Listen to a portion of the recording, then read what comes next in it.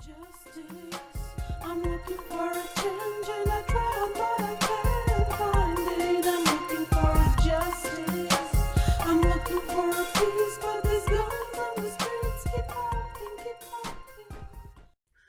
talking. A lot of people ask me, do I like black people more than I like white people?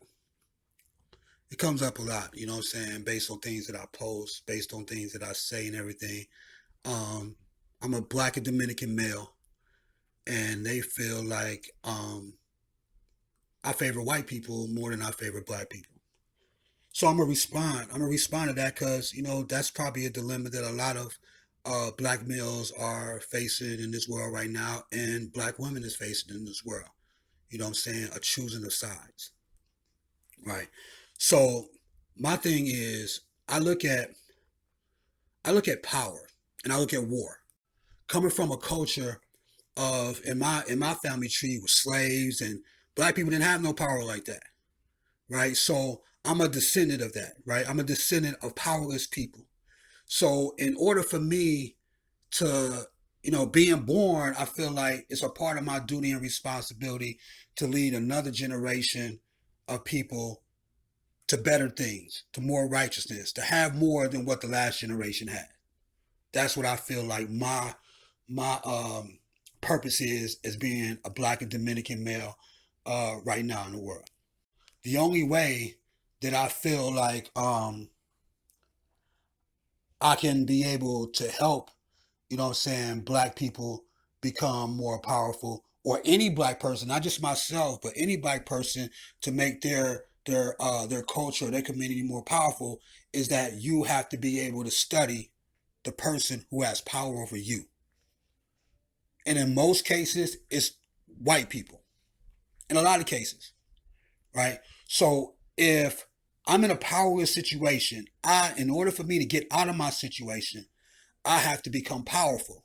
And the only way that I feel like I can become powerful is if I learn from a powerful person who has power over me. So now, the white man, I feel, or white people have power over black people, is because they spent centuries and time studying them and they eventually mastered them. Right? That's what I look at. They studied them, they mastered them, and they will do anything necessary in order to maintain power over them. Even if they got to kill black people, even if they got to scare them, whatever they're gonna do whatever is necessary in order to maintain power over black people without any conscience.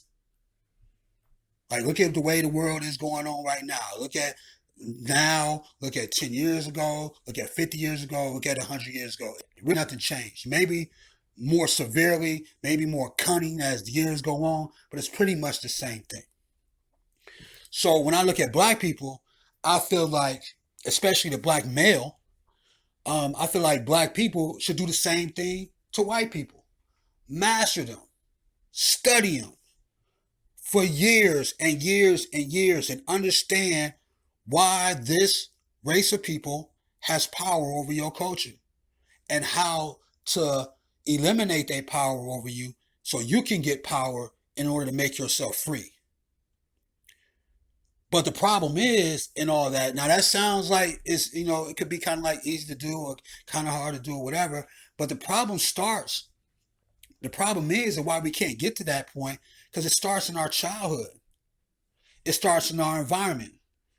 If a lot of black people grew up in poor environments, right?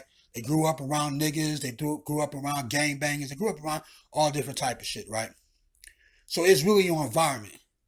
And in your environment as a kid, you're going to possess things inside yourself that a lot of times is going to be the opposite of the environment that you're in, right? So if your environment is like murderous, gang banging, and all that type of stuff, before you step off the porch and go into that environment and kick it and be with your friends, you have something already in your DNA that is so special, whether it's the arts, whether it's being able to be a critical thinker, whether it's being an analyst, you have some gift. And a lot of times your gift cannot function and grow in the environment That's why it's the parents' responsibility to be able to have children by men or women that can help them get out of that environment. Not to repeat the same violent environment, but how to get out of the environment when that child is born. And a lot of times in the black culture, it doesn't happen like that. See, I look at it like this. Like I said, I'm just going to dive in. I look at, especially with kids. Like, so when I look at the black culture, when I look at the white culture, right? Obviously they do things different. You know what I'm saying? Black people laugh at how white people do things and laugh at them, but you're laughing at the person who has power over you. So it doesn't make any sense. I'm like, why are you laughing? You should be like, have another emotion. I wouldn't be laughing. If their customs and their culture and what they practice every day is keeping you in bondage as a black person, is keeping you without equality, is keeping you brutalized, what the fuck are you laughing for? You should be trying to study the motherfuckers, man. So when I look at the children, black people will have a baby by really almost, I don't want to sound fucked up saying this, but pretty much by any dude. Like a black woman will have a baby by a dude she likes. Not necessarily by a dude who is going to be able to empower her and improve her life. She's really having a baby. She's attracted by a dude who is in the same environment, who thinks like her, who acts like her, kind of, and who they find like some type of resemblance and character traits and shit. That's why when a black woman falls in love, it's usually with the dude that's almost like her, who has a similar story, who parents are kind of same, who kind of like understands her pain. She very rarely falls in love with a person who is different from that.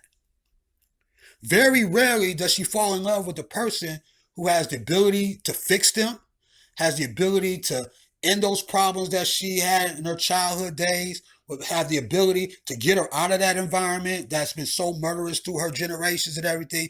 She is very rarely, not saying that she will not, but she will very rarely fall in love with that kind of person. All right? And now a baby is born. Now, when we look, and then also when a baby is born, regardless of what kind of dude it was, regardless of his way of life or whatever, black women feel like they will have the baby anyway. Like, they know the dude ain't shit, right? They know the dude can't provide. They know the dude just had it's like a one-night stand or whatever the fuck it is. She will still have that child.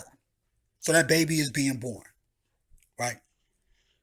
So in a white culture, what I've studied and what I researched and what I learned is that they don't really fall in love with emotional shit like that. They fall in love with people who are in positions of power, and the emotions and love comes later.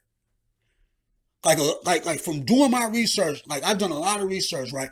And just do your own independent research. Now you're gonna listen, you're gonna have some white women that's gonna fall in love for the guy, whatever, right? Because of emotions and everything like that. And then you're gonna have some that's different. But the difference really is how she was raised. Like, you have some women that be like, oh, I love him. And then the parents will be like, hey, I want you to marry the Duke of York. So it's the parents teaching the kids to be able to be with somebody that that can help them better their life and better the family's life. Right? A lot of times that don't happen in the black family. A lot of times, the husband is not thinking about how to take care of the whole family and shit. He's really just taking care of the wife. And the white culture is really, when you get married, the dude has a responsibility a lot of the times to the whole family. He's trying to like take care of shit a lot, right? And like I said, not to say there's room for error here now. It's not to say that all black people like that. It's not saying all white people like that. I'm just looking at majority and what I researched. Right. So white people will look at it like no emotions a lot. That is like one of the big things. I'm not saying that they don't love their partners and shit, but I don't feel like they let emotions, a lot of times dictate, certain things and shit. A lot of it is emotions. Like a lot of black people right now, I feel like, being an American white man and stuff is one of the emotionless human beings on this earth. He does not give a fuck. Like, you know what I'm saying? People look at Trump and be like, damn, that dude does not give a fuck about nobody and shit. Like, he's not even emotionless. He has no compassion. And a lot of times in white cultures, it's like that. Because when you are a ruling power and you're powerful, your decision making and your future for your family is not based on emotions, it's based on rational thinking. This is what I learned. A lot of times they're not doing off of emotions. Like them kings, back in the day, white kings, even like presidents now the past couple years, they're not doing shit based on the emotions of the people. They basing on what they feel is right, like rational thinking. Like, you know what I'm saying? So when we come to the kids, you know what I'm saying?